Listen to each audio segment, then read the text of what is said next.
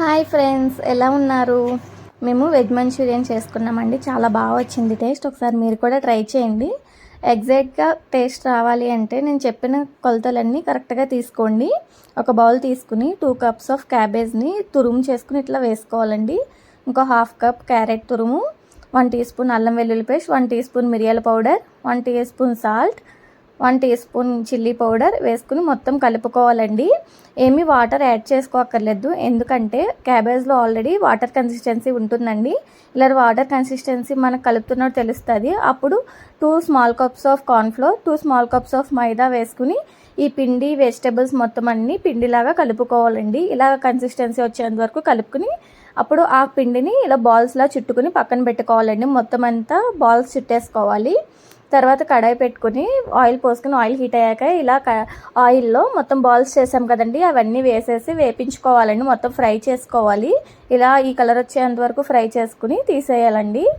తర్వాత కడాయి పెట్టుకుని కొంచెం ఆయిల్ పోసుకుని కట్ చేసుకున్న వెల్లుల్లిపాయ, కట్ చేసుకున్న అల్లం వేసుకుని వేపించుకోవాలి. ఇలా వేగుతుండగా కట్ చేసుకున్న మిర్చి వేసుకుని వేపించుకోవాలండి. తర్వాత ఆనియన్స్ కూడా వేసుకుని మొత్తం అన్నీ ఇలా కలుపుతూ వేపించుకోవాలి 2 to 3 మినిట్స్. తర్వాత క్యాప్సికమ్ కూడా వేసుకోవాలండి.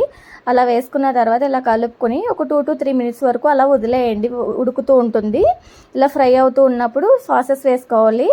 Red chilli sauce, soya sauce, vinegar ఇలా 2 స్పూన్స్ చప్పున వేసుకోవాలండి. దాని తర్వాత టమాటో సాస్ కూడా వేసుకోవాలండి.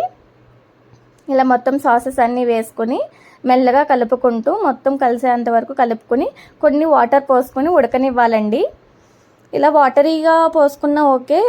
తర్వాత కన్సిస్టెన్సీ ఎక్కువగా థిక్గా ఉండాలి అంటే 1 టేబుల్ స్పూన్ కార్న్ఫ్లోర్ తీసుకుని కొంచెం వాటర్లో కలుపుకొని దాన్ని కూడా దీంట్లో వేసుకుంటే థిక్గా వస్తుంది కన్సిస్టెన్సీ అనేది. తర్వాత మనం ఆల్రెడీ బాల్స్ని ఫ్రై చేసుకున్నాం కదా, అవన్నీ వేసుకుని ఇలా కలుపుకోవాలి మొత్తం అంతా. అవన్నీ పట్టుకునే మంచూరియాకి పట్టేలాగా. తర్వాత కొత్తిమీరతో గార్నిష్ చేసుకోవాలి. ఇంతే, వెజ్ మంచూరియన్ రెడీ అయిపోయిందండి. చాలా చాలా టేస్టీగా ఉంటుంది. ఒకసారి మీరు కూడా ట్రై చేయండి. Subscribe my channel. Thank you friends.